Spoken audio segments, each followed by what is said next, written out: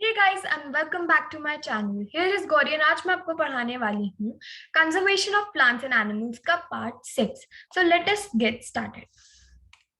ना migration and reforestation आज हम टॉपिक करेंगे.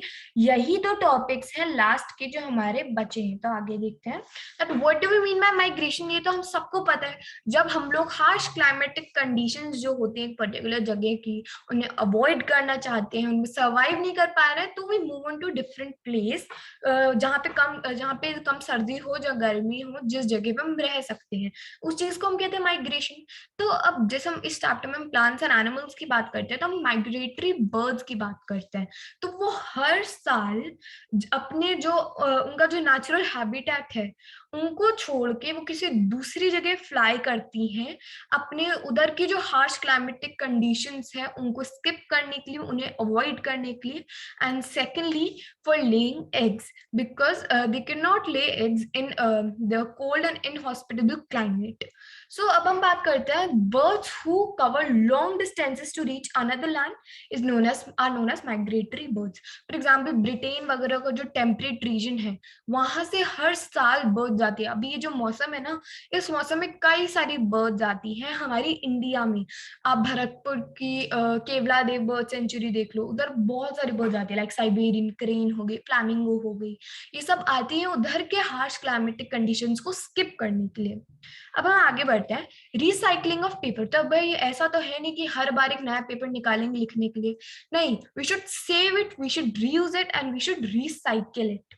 तो अगर हम उन्हें रीयूज कर रहे हैं, रिसाइकिल कर रहे हैं, तो उससे सिर्फ ट्रीज ही नहीं बच रहे, क्योंकि हम सबको पता है कि पेपर किससे बने हैं, पेपर तो ट्रीज से ही बने हैं. हम उस पेपर को बनाने की जो एनर्जी लग रही है हमारी, जो लेबर लग रही है हमारी, वो भी बच रही है. जो हम काम कर रहे हैं इतना पेपर को बनाने के लिए वो बच रहा है हमारा. सेकेंडली वाटर जो चाहिए होता है हमें पेपर को बनाने के लिए वो कम चाहिए हमें, वो नहीं चाहिए हमें. Now more over the amount of harmful chemicals, जो हार्मफुल केमिकल्स डाले जाते हैं पेपर को बनाने के लिए, वो भी बच रहे हैं, वो भी नहीं यूज हो रहे हैं. Now coming to reforestation. Now this is a new term. Afforestation सुना है, रिफॉरेस्टेशन नहीं सुना. देखते हैं. Reforestation is restocking of the destroyed forest by planting new trees. For example, ये एक लैंड था, ये कुछ समय बाद बैरन हो गया, तो उधर हम पेड़ लगा रहे हैं to make it fertile. So that thing is known as reforestation. The planted trees should generally be of the same species which were found in that forest. अगर मैंगो के जो ट्रीज हैं वो लगाए जाते थे पहले, या फिर वही लगते हैं इस लैंड पे, तो हम वही लगाएंगे, हम किसी और चीज का ट्री नहीं लगाएंगे. We should plant at least as many trees as we cut. अगर हम 10 ट्री काट रहे हैं तो 10 ही हमें प्लांट करने चाहिए. Reforestation can take place naturally also. ऐसा नहीं हम जाके पेड़ उगाएंगे तभी होगा रिफॉरेस्टेशन, नहीं, अपने आप भी हो जाता है वो.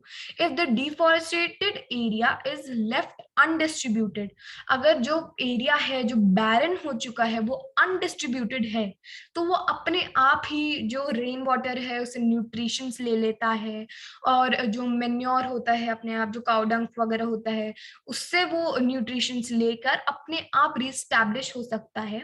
इन natural reforestation there is no role of human beings. Natural है भाई, अपने आप होता है. Now we have already caused tremendous damage to forest. हम सब जानते हैं हमेशा हम वुड्स के लिए, पेपर के लिए कितने पेड़ काटते हैं. Now, if we have to retain our green wealth for future generations, plantation of more trees is the only to retain our option.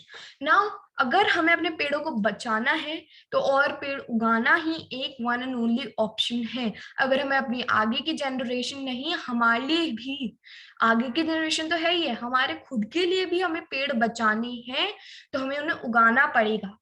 ना फॉरेस्ट कंजर्वेशन एक्ट, ये एक एक्ट है, ये अच्छे से देख लो. Forest conservation act, this act is aimed at preservation and conservation of natural forest. इस एक्ट का एम क्या है, गोल क्या है? देखो, हर कोई एक्ट ना किसी एम पे बना होता है. कि ये जैसे हमने पढ़ा था एक प्रोजेक्ट, जो टाइगर का प्रोजेक्ट था, हमने पिछले सेशन में पढ़ा था, उसका एम था टू सेव दी टाइगर, तो प्रोजेक्ट टाइगर था जो था. अब ये फॉरेस्ट कंजर्वेशन एक्ट का क्या था?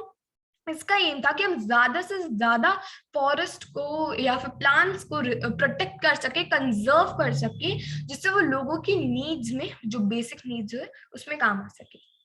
ना देखो ये बुक में नहीं है, बट आप जैसे कई बच्चे कंफ्यूज हो जाओगे दैट एफॉरेस्टेशन और रिफॉरेस्टेशन में डिफरेंस क्या है, तो इसलिए मैं ले आई इसे। देखो afforestation is the construction of a completely new forest in unused land. एक नया नया लैंड है, उस पर अभी तक एक भी ट्री उगा नहीं है, उस पे हमने पहला ट्री उगाना ही चालू किया, मतलब इस ये जो ट्री की लाइन लगी हुई है ये अभी अभी चालू किया, इससे पहले कोई ट्री उगते ही नहीं थे, then that is known as afforestation. But reforestation वो ट्री से ही पता चल रहा है, ट्री मतलब वापस से, कि पहले ट्री उगते थे लेकिन कुछ नेचुरल कॉजेज या फिर ह्यूमन कॉजेज की वजह से वो लैंड बैरन हो गया, लेकिन अब हम उस पर वापस से ट्रीज लगा रहे हैं, so that is known as reforestation.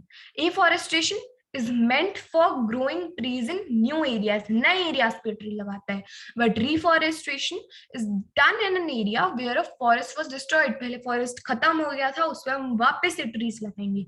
Reward से समझ जाओ अब आप। सो आई होप समझ आया हो। इसी के साथ हमारे चैप्टर खत्म हुआ। नेक्स्ट सेशन से पहले मैं एमसीक्यू लाऊंगी, उसके नेक्स्ट से फिर हम चालू करेंगे सेल स्ट्रक्चर एंड फंक्शन। कोई भी डाउट हो you can put in the comment section. Meet in the next video. Till then take care and bye bye.